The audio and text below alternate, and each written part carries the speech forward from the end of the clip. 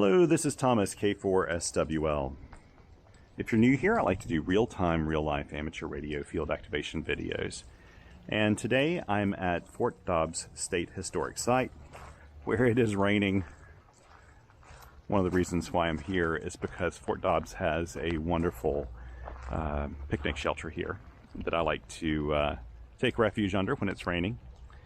I was last here, I think, nearly a month ago, and I decided to come back for one very specific reason, and in fact I'll get into that in just a moment. But first, before we begin, I want to take a moment to thank all of you who are supporting me on Patreon and through the Coffee Fund. As you know, I don't do a lot of monetization of my channel or my website even. I have a few sponsors on qrpeer.com that I'm very appreciative of, and I turned off all of the ads on all of my YouTube channel. Though a lot of you have written to me recently saying that YouTube inserts ads a lot of the times before my videos and after my videos anyways. They're telling me to do monetization in YouTube if for no other reason than to capture the revenue from the ads are rolling anyway. And I've got to look into that. I don't know a thing about it. But right now ads are completely turned off because I don't want ads to interrupt the experience of doing a park activation. For me, park activations are about being out here regardless of the weather, just enjoying being outside, playing radio, and it's my element. And frankly, I wouldn't want to watch a video of doing this with ads in it, because I think it kind of disrupts really the whole atmosphere of what this is, especially if you're trying to learn to copy CW, which is one of the reasons I do this channel, is people can practice their CW before they go out and do their first park activation.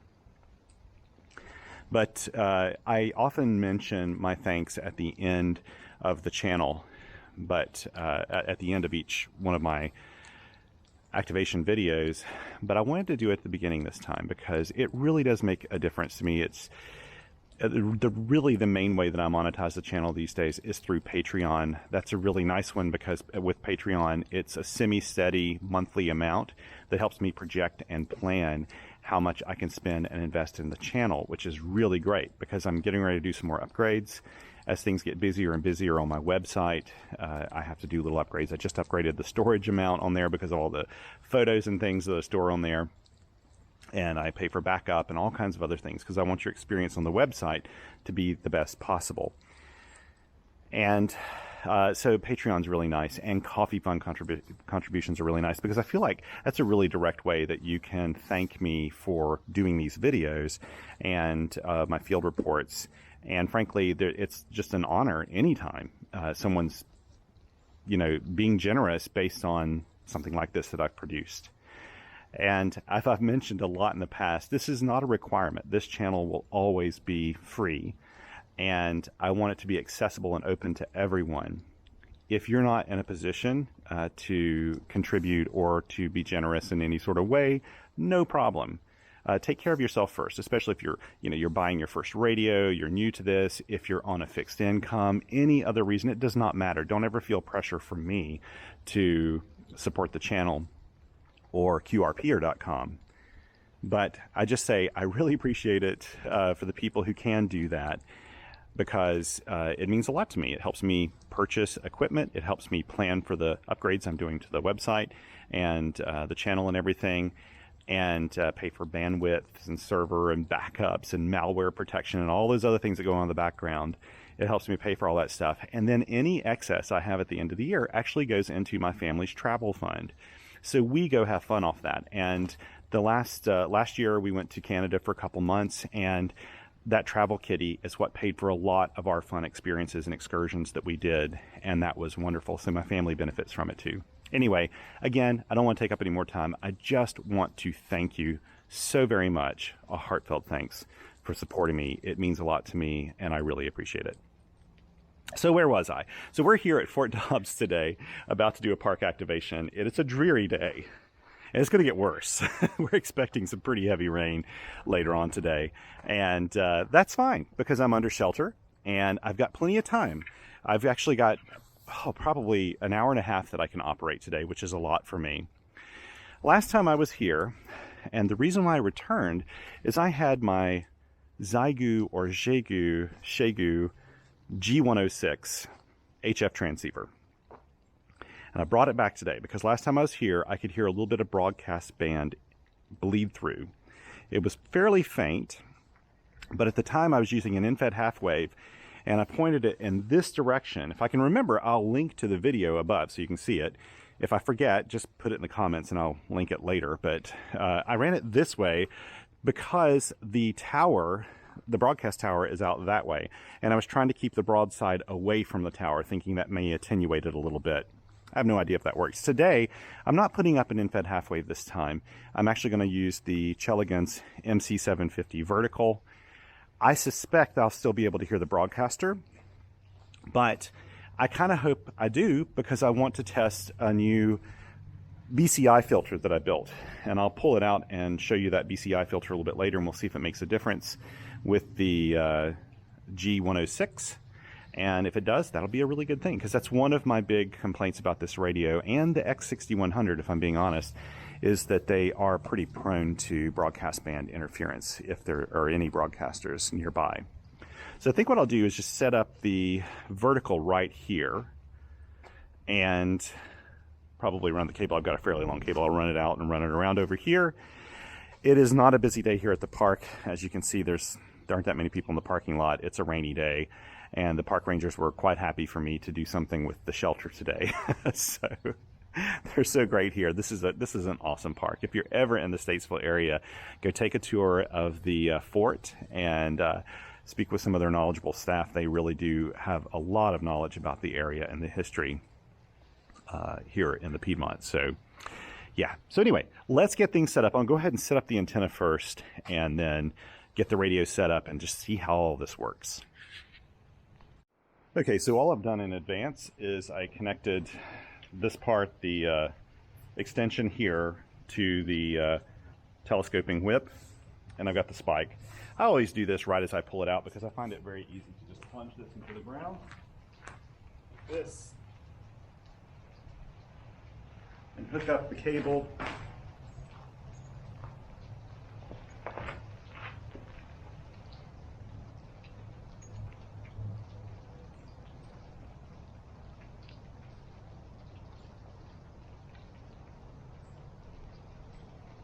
There we go. And now I'll put on my glasses so I can see where the silk screening is. We're going to start on the 20-meter band.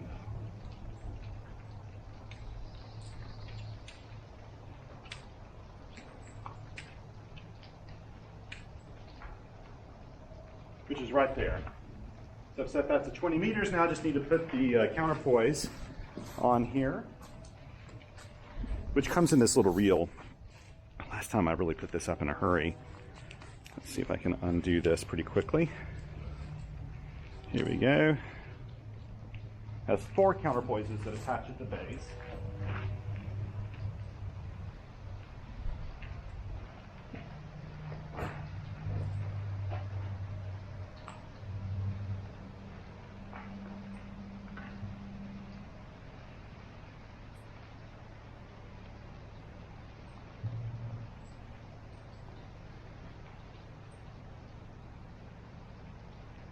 There we go.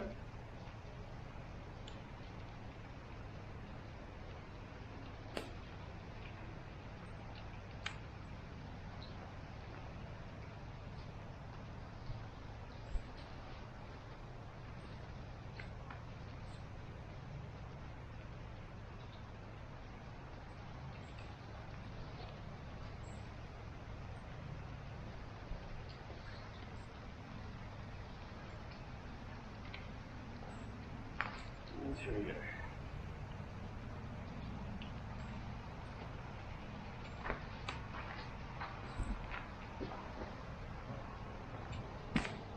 And we have an antenna.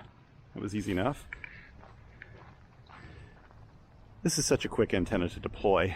And you can see here, I think I've shown this in most other videos, the silk screening for 14 megahertz. Hopefully you can see that. When I set it to that, it has been very reliably resonant, also on 40 meters as well. When, in fact, all of the bands I've tried so far, it's been resonant, like right on it. So now it's got to hook up everything else. I brought just a bunch of stuff with me today because the G106 is a radio that is on loan to me from Radioddity. I stuck it in this little pack here just to protect it, but I don't have a field kit for it or anything, so I really kind of pieced together. I brought my main kind of accessory kit with me, so I know I have everything in here I need for this, including the battery and all that stuff. And yeah, so I brought extra things with me. Normally I wouldn't do this, but yeah, I wanted the extra security of knowing I've got everything I need to hook this up. I've also got I've got a common mode choke if I needed it. I've also got the BCI filter. So I'm gonna get this thing set up. I'm not gonna put this on camera right now because I want to save my battery and my space to do the actual activation. Okay, I'm back here and I've got everything set up. I've just set up my logs on my small logging book, and I like to do paper logs and electronic logs when I can, and I brought my Surface Go with me today with N3FJP's amateur contact log, AC log, which I like to use. This is easier for me to use than hammers on my iPhone. Now, of course, I could run hammers on this as well, but I'm just kind of used to using N3FJP. It's very fluid, very easy to use, so that's what I'm doing. So yeah, so let's get this thing started. First of all, we need to see what the conditions are like on the radio, if I'm hearing any broadcast band bleed through like last time. Let's turn it on here. We're going to start on the 20 meter band. That's where I was last time, actually. Here we go. Now, many of you have told me about a little sticky pad that holds that it can hold keys like this in place when I'm operating, and I actually have some of those now. And I just forgot to bring it with me this time. I meant to do it, and I forgot to do it. I forgot to put it in my pack when I left this morning. But I actually have a little sticky pad now. Okay, I've got it set for 20 meters. Ooh, this is pretty good. I'm not hearing anything right now.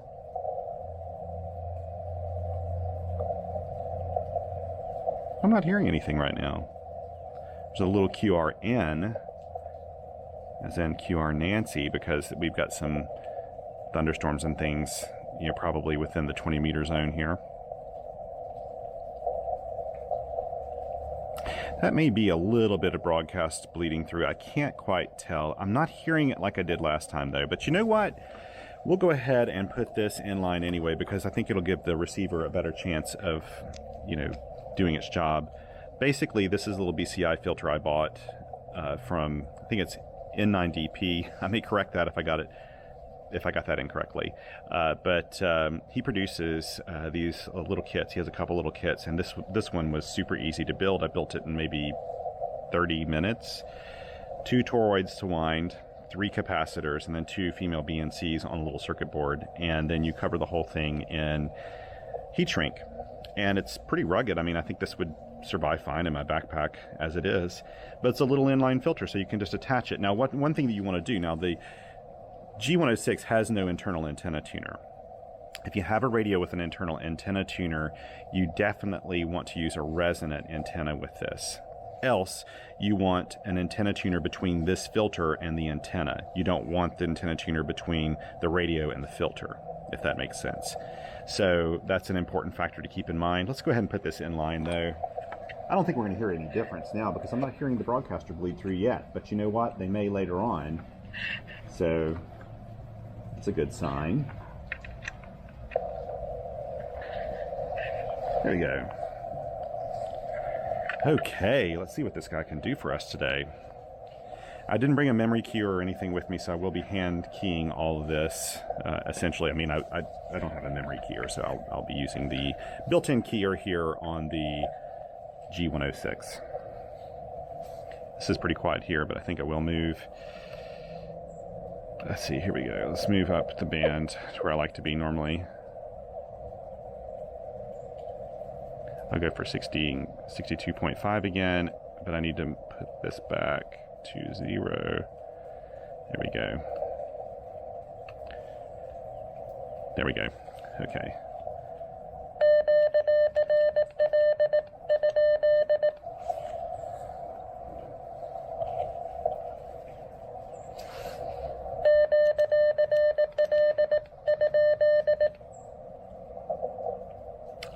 Maybe I'll move the keyer speed up a little bit faster if I can remember how to do that.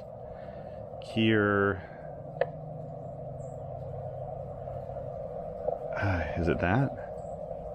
Nope, that's the side tone. CWT? No, that's the tone. Ratio? No. QSK is probably going to be just on or off. QSK is on right now. Yeah. Let's see.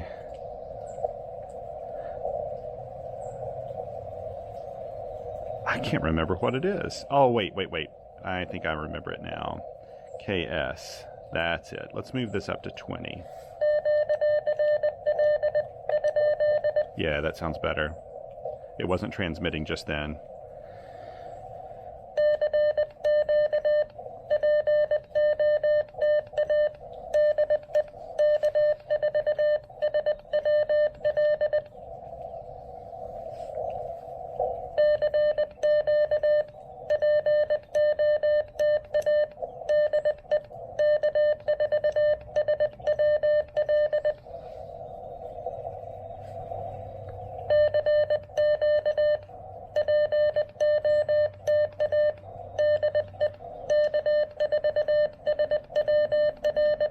I need to take a photo before I forget.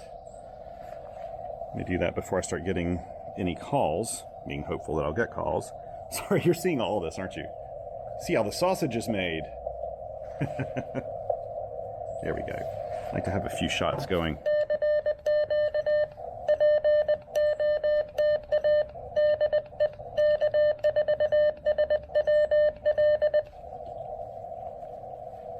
If the reverse beacon network's working, then I'll get spotted.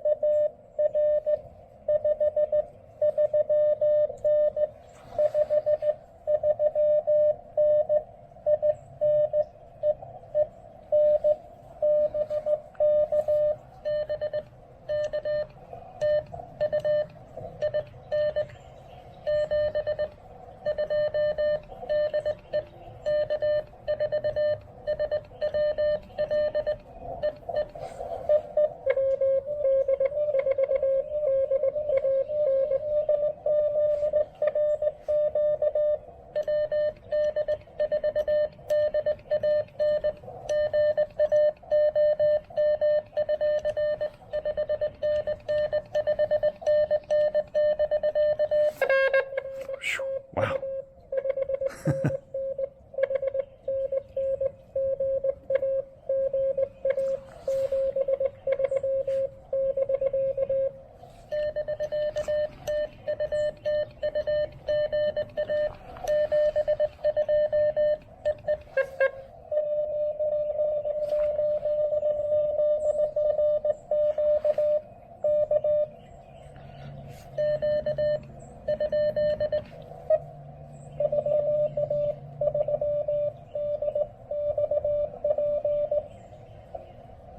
Wait a minute, was that it? Okay.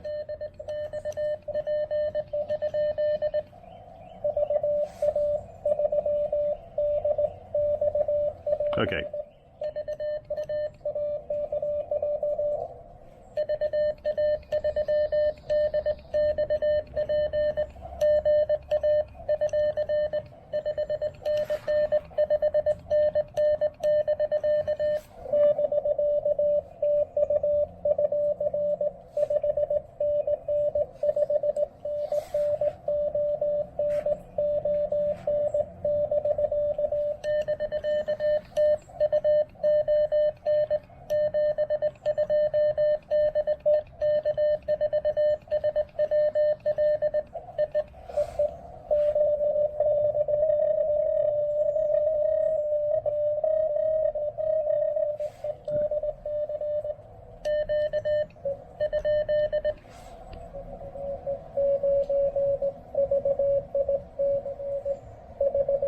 Okay, I thought that was maybe I didn't hear a cue.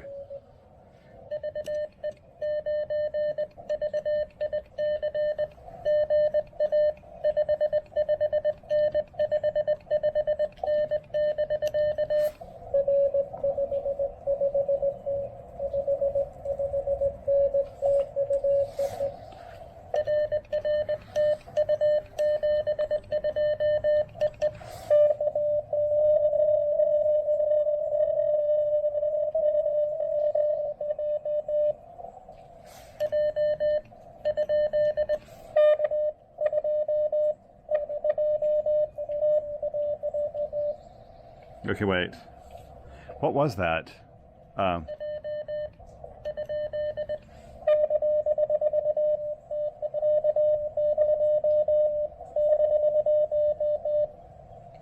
Okay.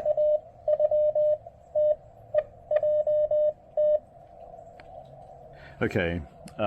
Gosh. There's two people with...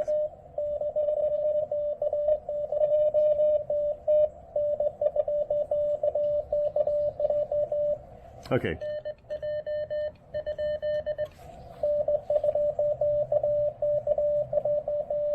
There we go.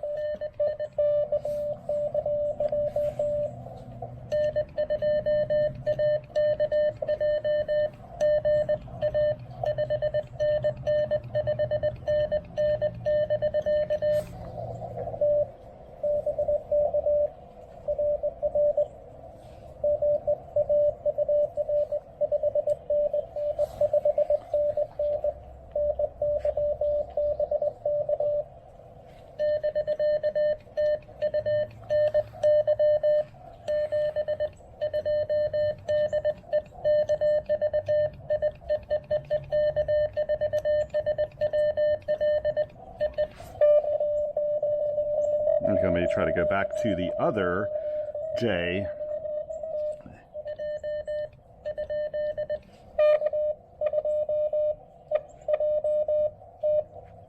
Okay, there we go.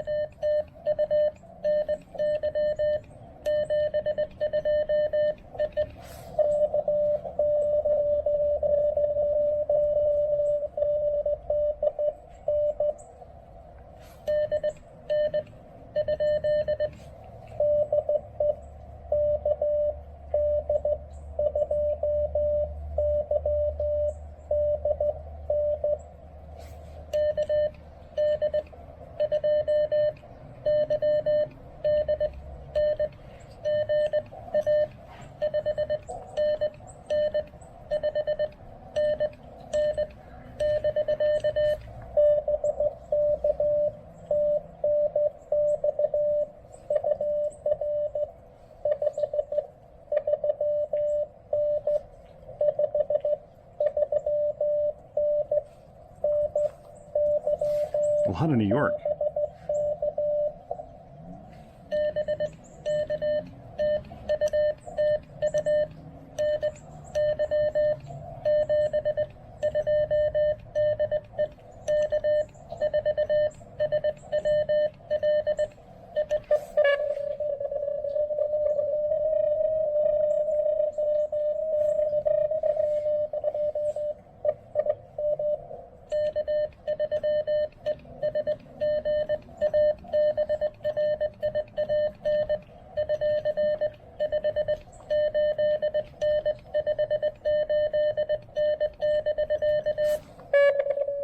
Ooh, he's up to S9 now.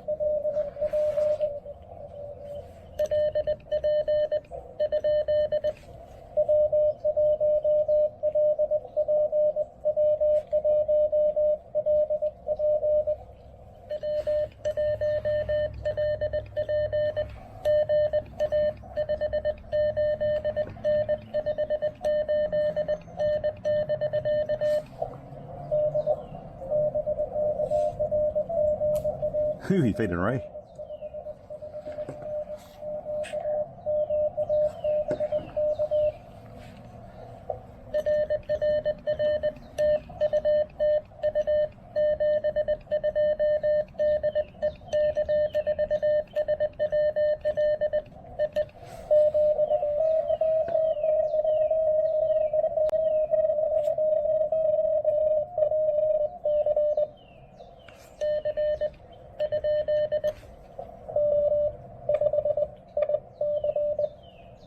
Okay.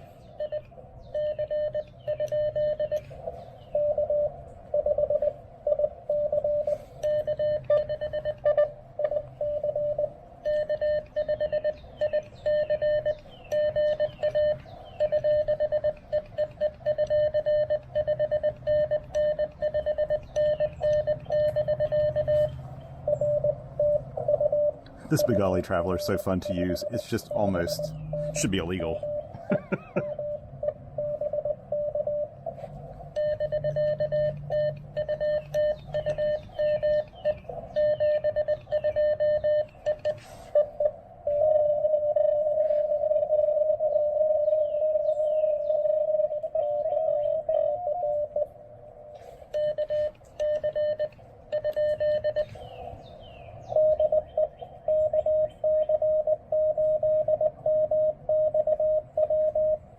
Okay, wait, I really messed that up. I thought KC was the suffix.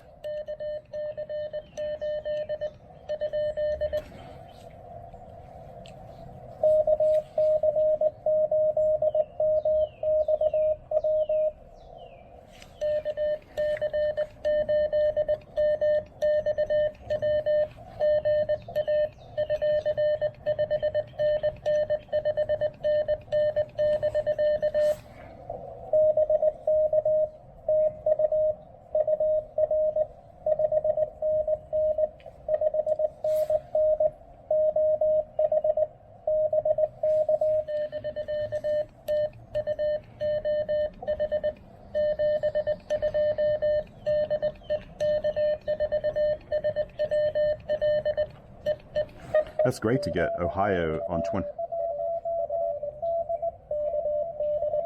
Okay, I heard.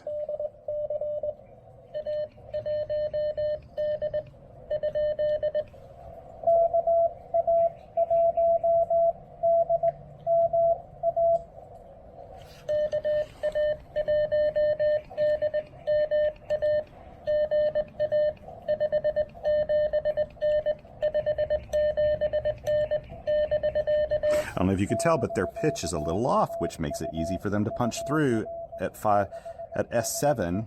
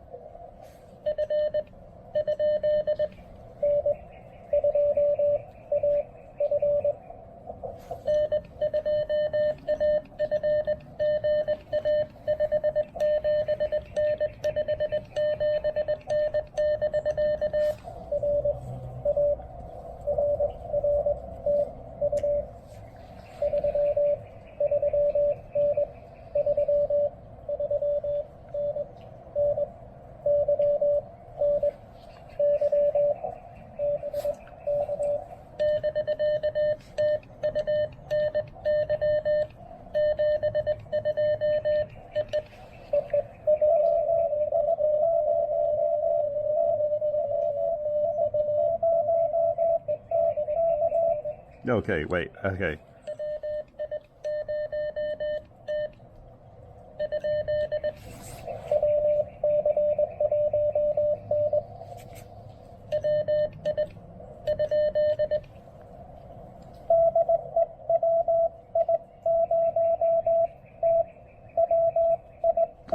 There's no, okay, that's it.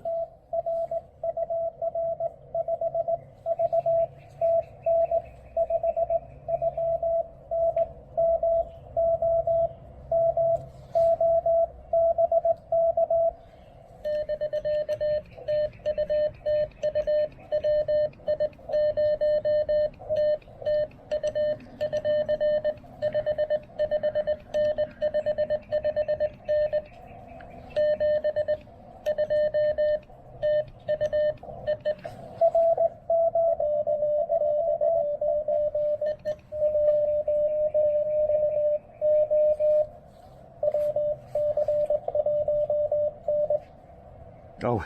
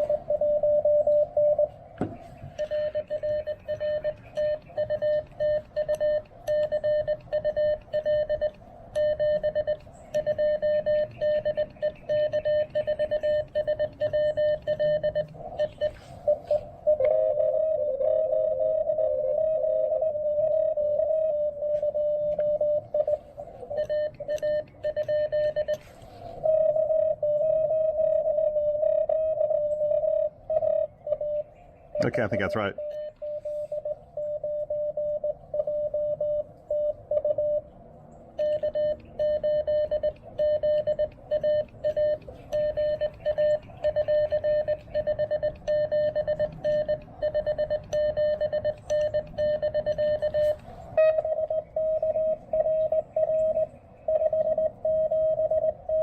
That call really sticks out, actually.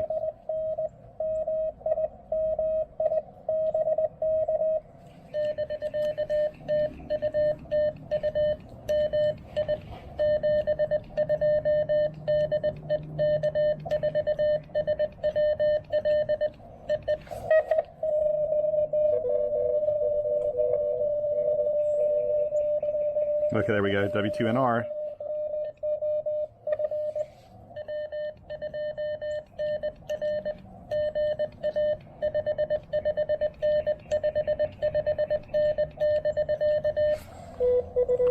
See, a little off frequency, they pop right through.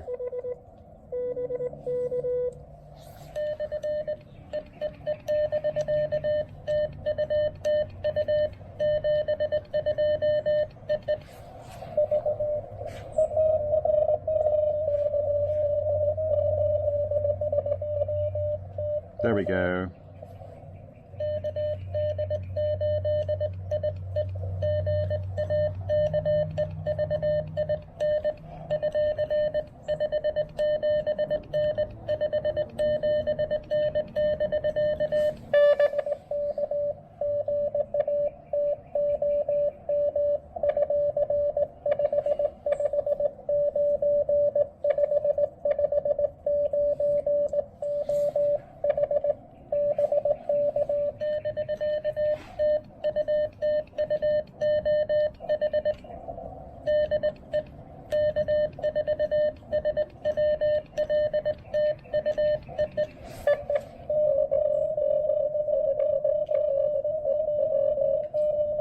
Okay.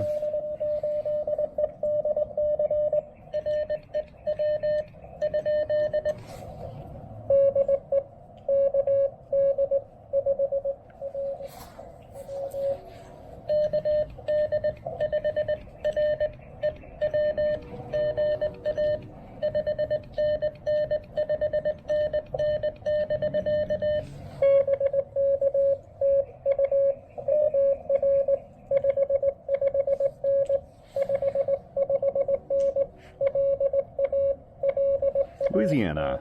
Da da da da da da.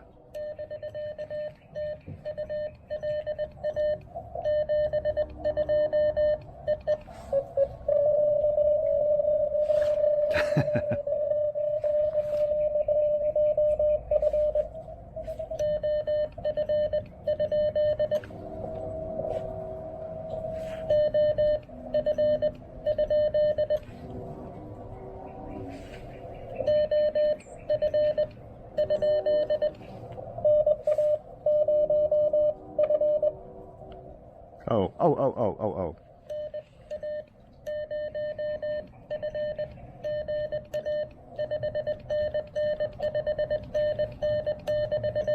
I did get that wrong. I didn't hear the first two dashes of that.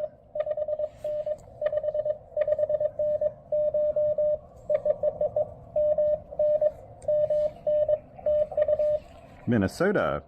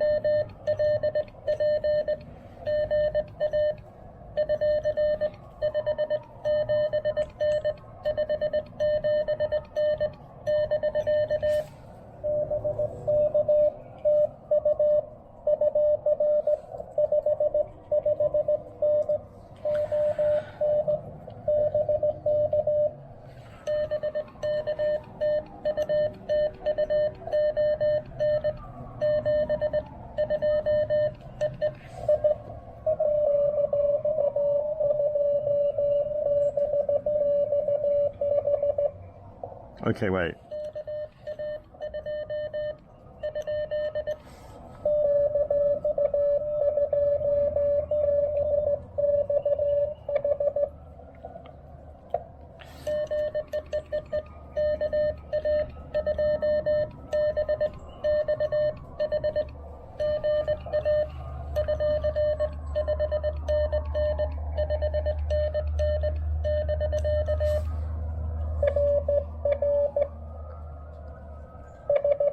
Oh, I hope I wasn't going too fast for you.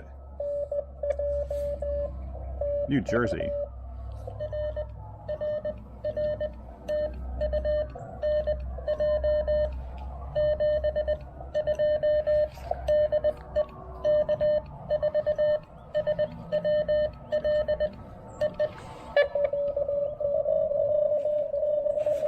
Next page.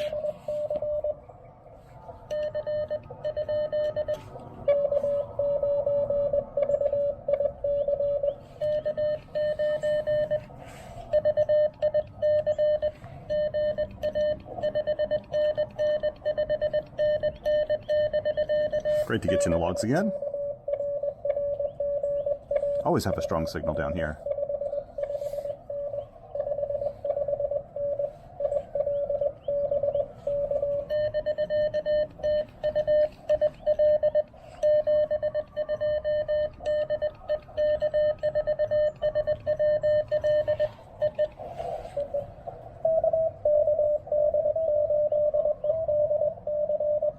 Okay.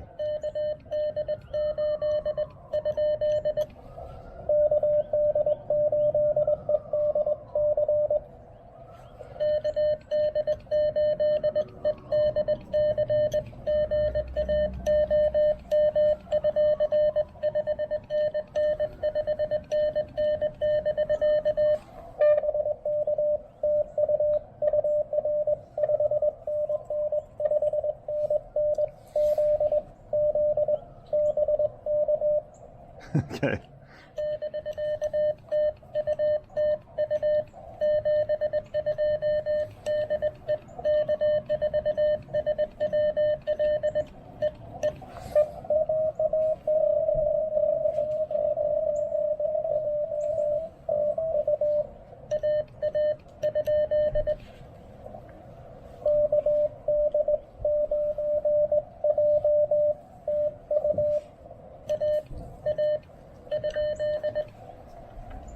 I know I heard an AA.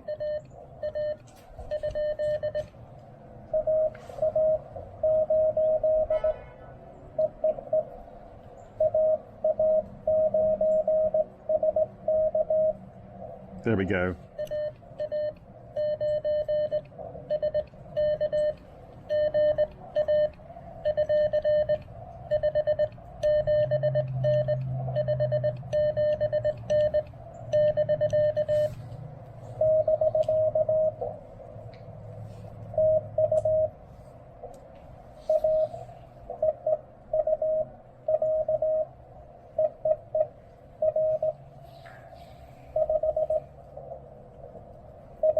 Take your time. It's okay.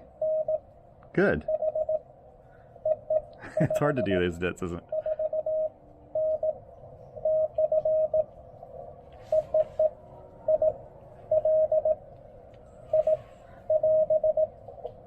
That's okay. Excellent.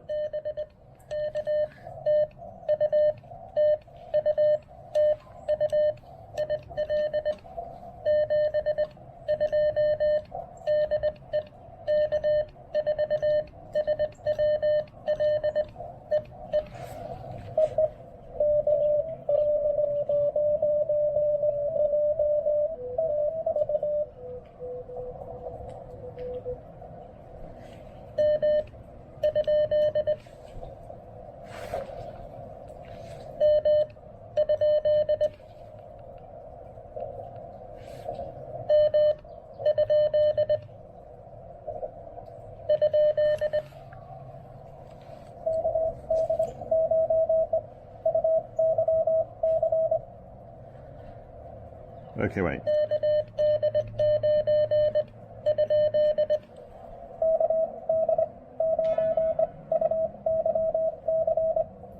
There we go.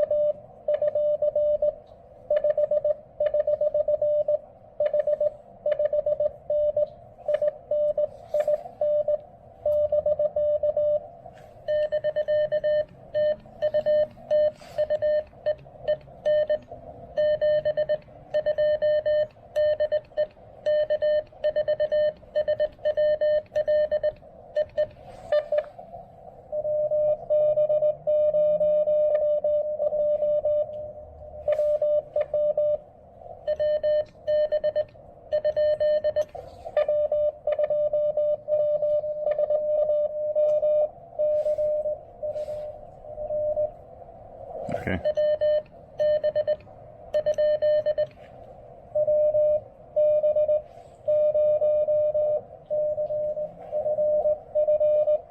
Okay, there we go.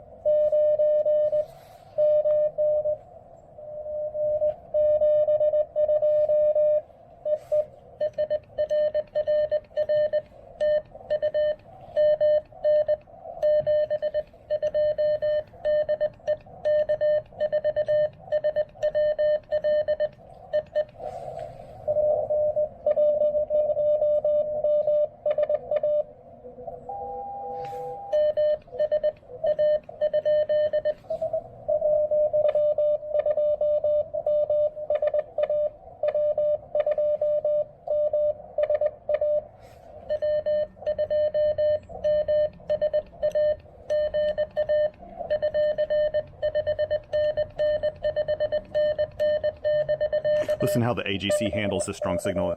It kind of pops a bit.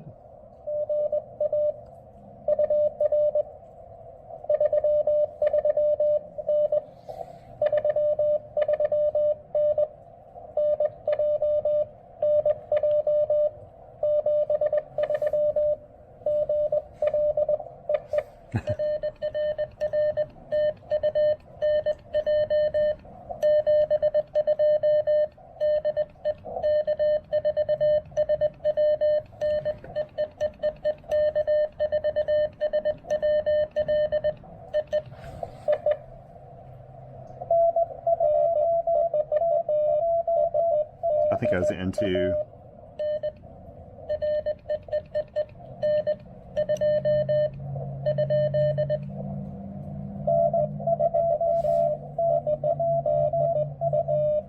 Okay.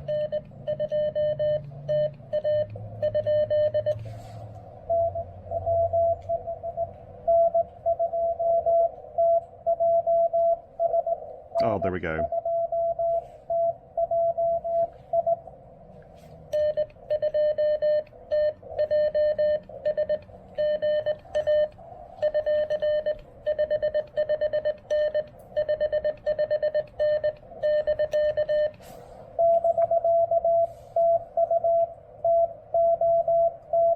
Go to the kitchen logs.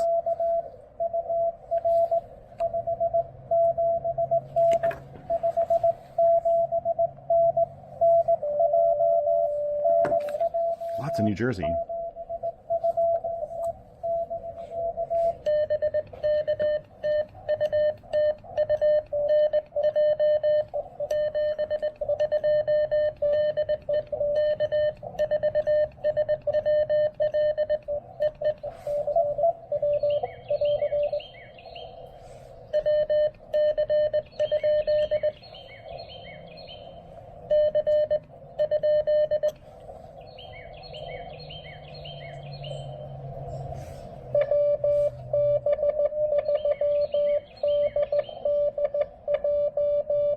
Okay, here we go.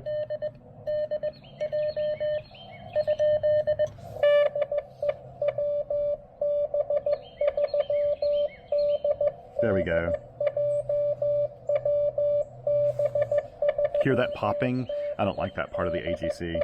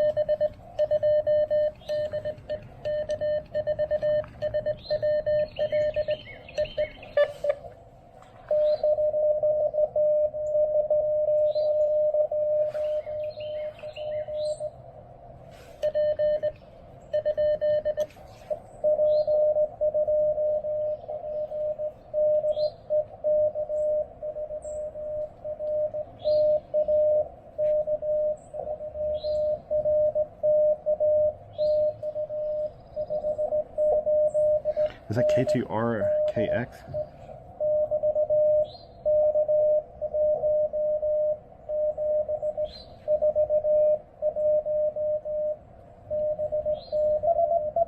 Okay.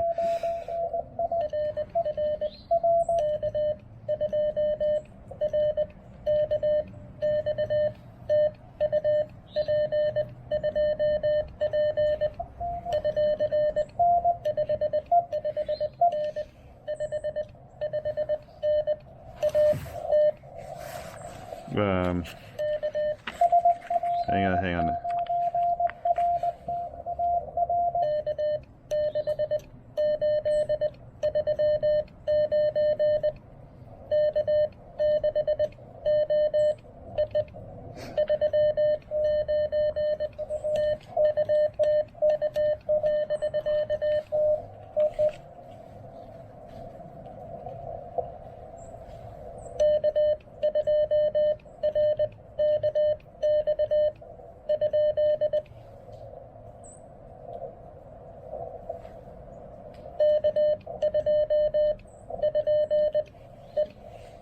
Did I get something wrong there?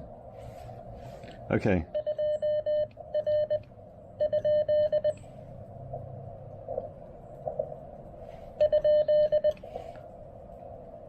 That just disappeared. This could be propagation here. Or maybe they just moved on.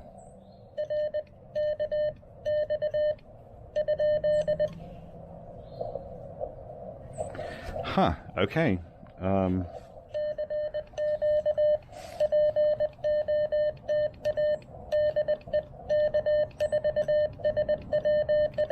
Maybe they'll come back.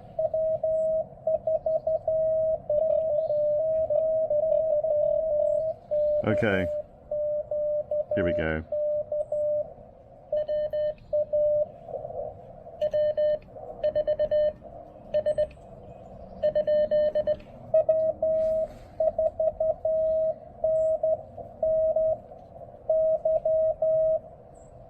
Okay. Is that NNY?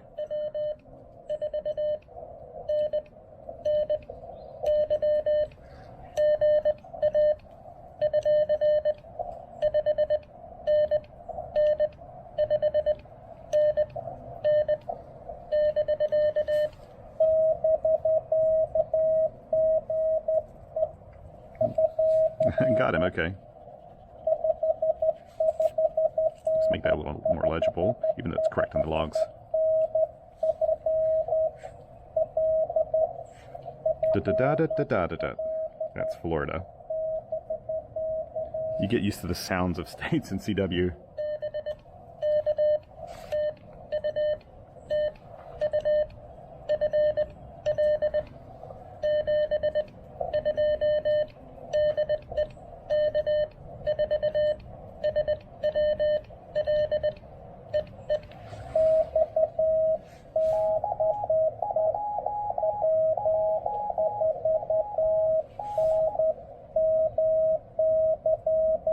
Oh, what is that, an M?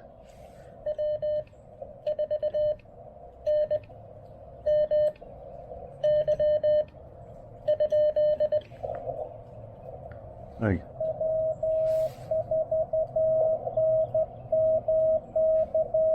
That's it.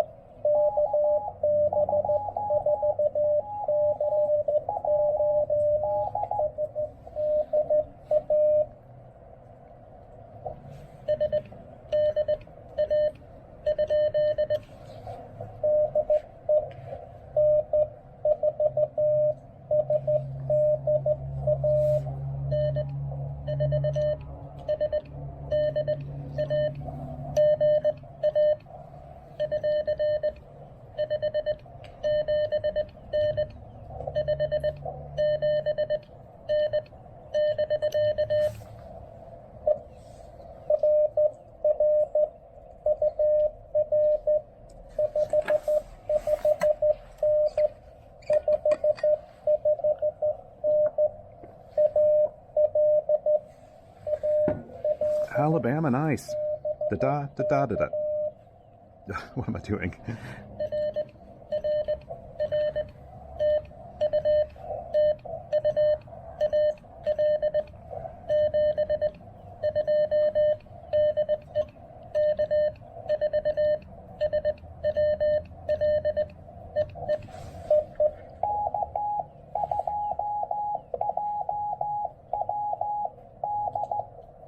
Okay.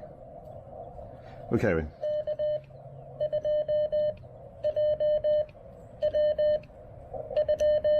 Just missed that last letter.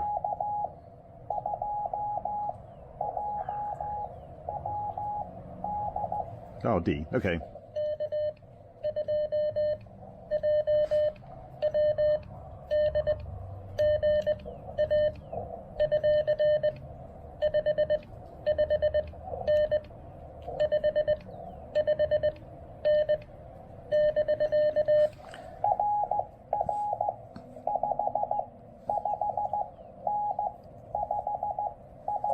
I think they're using a vintage radio.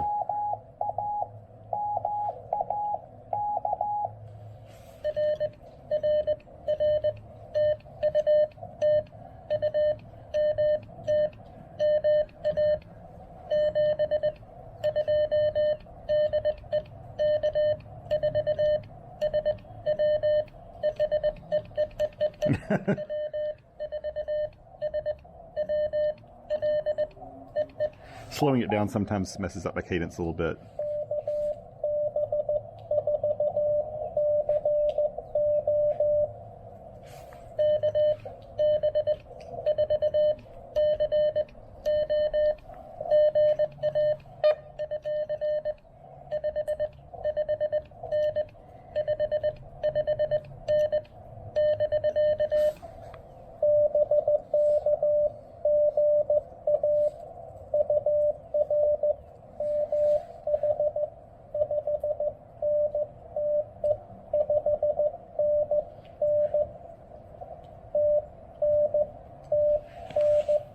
Meters is all over the place today.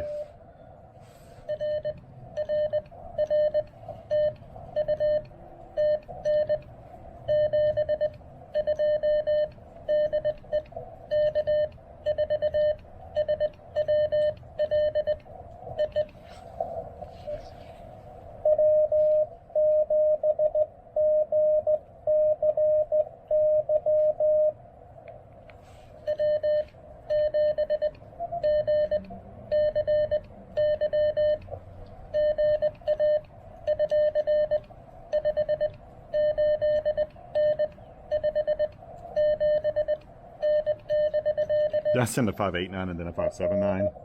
I did. I hope I wasn't going too fast there.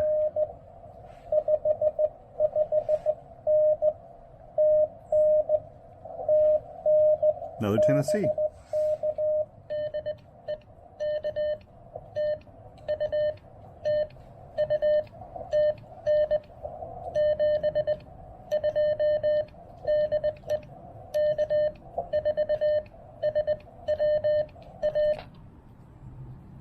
Oh no! Oh no! This battery went dead. Well, I got him. Let's see, do I have another battery in here? Holy cow, I was not expecting that. I shouldn't be super surprised though. This radio uses more power than my other radios. I think it's about 330 milliamps in receive when I have the backlight on. Now, a lot of people ask me why I leave backlights on my radios, and one of the big reasons for that is because it makes it a little easier to see in the video, frankly. But the backlight only makes a difference of 10 milliamps, which is really just nothing. Really, that's not a lot. So, gosh, I've got to see if I got another battery. I really don't think I have another. Do I have another 3-amp battery with me today? Let me just dig around here a little bit. But I've never had that happen before. I've never had, well, I think once I had a battery go out on me and it was my KX2, but I knew it would, so I had one of these guys standing by. But I see now, I've been going, how long now? This is about 34. You know, we've been going a while, like, you know, I guess about, what, 10, it's about 40 minutes, 45 minutes or something, and let's see, I'm not so positive that I've got another battery here with me right now. I do back at the house, of course, but I'm used to my radios having like about half or less of that amount of receive current that they need. This probably brings it into the activation, but you know what? I need to be packing up anyway. I realize that, yeah, you know, I probably don't think I have another battery with me right now because I wasn't planning on doing this. So now we know. So I ran this short. This is kind of fun though, actually, because I haven't taken this to the limits, but you saw how it just died. It just cut off. Now, let me try one thing here. I've got a really, really simple battery tester.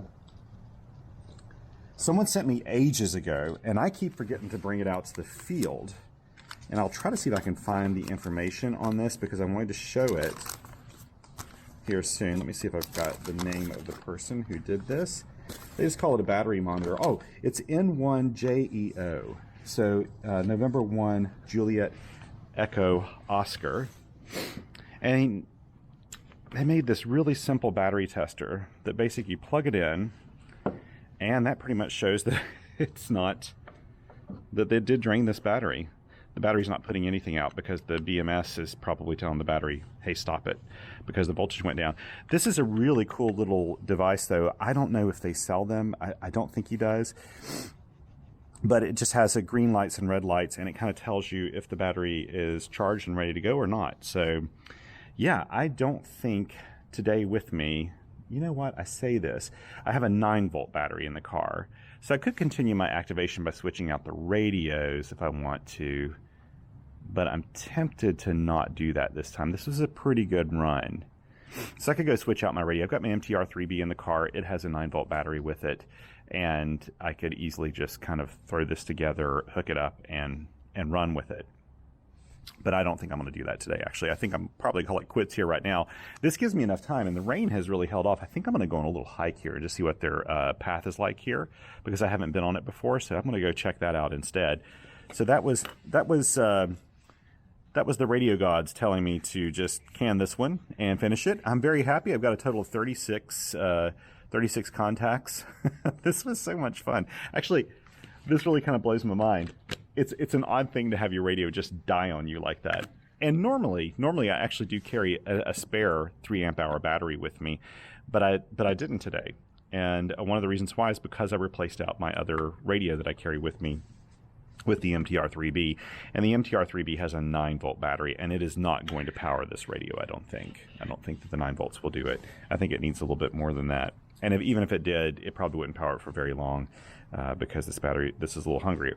So this is one of the issues with the G106 is that for the size of radio, it actually has a fair amount of current drain and receive. So, for example, I think my Elecraft K2 is probably around 120 milliamps in receive. This one's not quite 3 times that amount. So it's a little hungrier. Again, I could have turned off the display, and that would have helped things out for sure. That would have definitely knocked down 10 milliamps, but that doesn't make a massive difference, really. If I were really trying to conserve power, then maybe I'd do that, but that's not the case this time. And let me just see, does it say on here? It says it takes down to 9 volts. It says it takes down to 9 volts, but still, I'm not going to try it right now.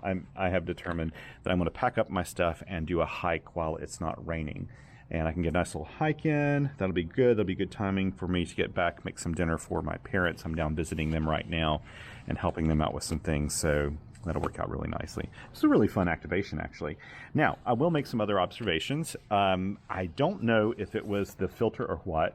I do feel like the radio was performing a little bit better today than it did the other day when I had the 40 meter end-fed half-wave turned on, hooked up to it, because the turned on, you don't turn on an antenna, because the last time I was here, there was definitely some broadcast band bleed through, and I think it was affecting the sensitivity of the radio, even though you didn't hear it a whole lot. I think it was affecting it. This time, even though I didn't hear it, I went ahead and inserted this, and I do feel like that the signals were overall a little stronger, and I'm using a whip antenna instead of the 40 meter end-fed half-wave, so I would have thought that the whip would be, if anything, like a little less sensitive than a big, resonant, large wire antenna, but hey, maybe not. Or maybe the broadcasters turned off their transmitter today, I'm not sure. But anyhow, I was very pleased with this. This radio is it's an interesting one. Xiegu products, I do a lot of radio reviews, and Xiegu products are the more complicated ones for me to do. And the reason why is because they are a low-cost leader. They really are the most affordable HF transceivers that you can buy new, that are kind of complete, full transceivers, not a kit, all that stuff. And they usually are very full-featured as well. And since they're a low-cost leader, it's really hard to compare them to, say, a radio that costs 2 or 3 times the amount of this radio, because you're not paying for that ICOM quality of, like, say, the IC705. That's a very expensive radio. It has incredible receiver architecture and is an amazing radio. You're not going to get that with a $300 radio, which is what this costs. But you have to decide for yourself, is the compromise enough? And I feel like this is actually a fun radio. The G106 is a fun radio. I think all the latest firmware updates and stuff to it make it a very capable radio in the field for just casual field stuff, like doing a Parks in the Air activation. You can hear today, even with a big pile up, I could still pick things out, I'm not crazy about how the AGC works in this. There is no way to switch it off that I know of now, and there are no levels like slow, medium, and fast. It just has one default setting, and I find it's just kind of, what's the word for it? Loose. It's kind of loosey-goosey. So if someone comes in really strong signal, it just like pings it, and it almost rings a little bit when it comes in, and it's like it can't quite handle that. It really should be able to handle those loud signals against the soft signals. You know, it should be able to do that, but it does ring a little bit, but it's not that bad. For $300, I mean, you can throw this in your car and have a good time, not worry about it too much. It lacks an SWR meter and a power output indicator. Those are two things I really feel like it should have, because they tend to pack a lot in their transceivers, but there aren't a whole lot of other $300 radios that come with an SWR meter and a power output meter. So I don't know, maybe not.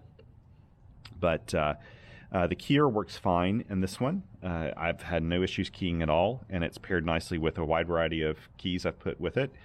And I do think, though, if you buy one, you need to consider getting one of these BCI filters. And I'll link to, always go to the description below, and the very first link will be the link to QRP that goes along with this field report. In that field report, I'll give details about this BCI filter so that you can purchase one yourself.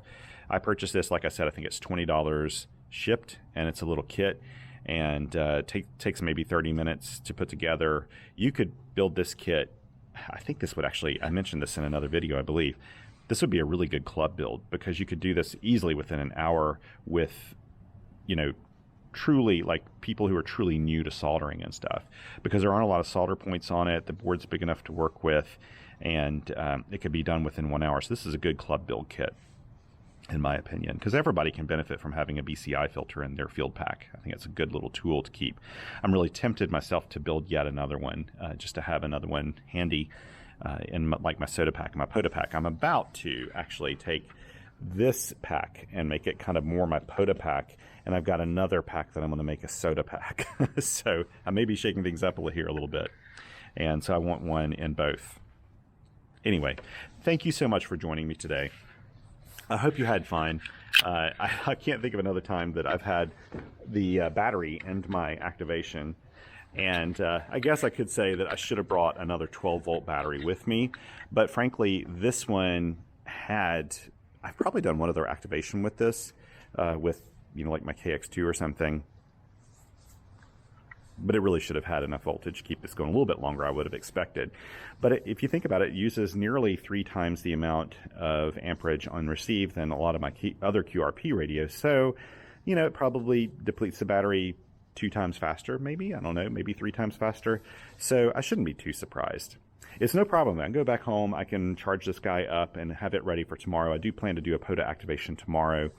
And again, if I really wanted to, if this were an important activation, I'd just go back to my car over here where I've got my MTR3B, plug it in, throw it on 20 meters, and just keep going. But frankly, it is time that I could move on now and hit the road.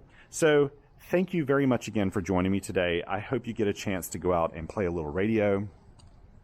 If for some reason you're heading out and it's a rainy day, consider finding a park with a really nice shelter like this. It makes it so much easier. I also carry with me, I have an Eno hammock that's a tent hammock, and I do have a rain fly that goes with that, and I carry it in my car for those times I may go out in the field, like really in the woods, and I'm not sure if a rain shower is going to hit me. I can put that up relatively quickly, but still it's a pain to tie it all down and everything. Way easier just to go in a nice big shelter like this. I think I am ahead of the rain though, and I'm going to hit that trail and see where it goes. I've never been on that trail before, so I want to check it out. Again, thank you for joining me. I hope you have a wonderful week or weekend, and get out there and play a little bit of radio. If you get a chance, help other amateur radio operators get on the air as well. We all need to mentor each other and be good ambassadors for the hobby. And as I always say, treat everyone you meet with kindness. We should all treat each other with kindness, because all we got on this planet is each other. So anyway, until next time, take care, and 7 3s.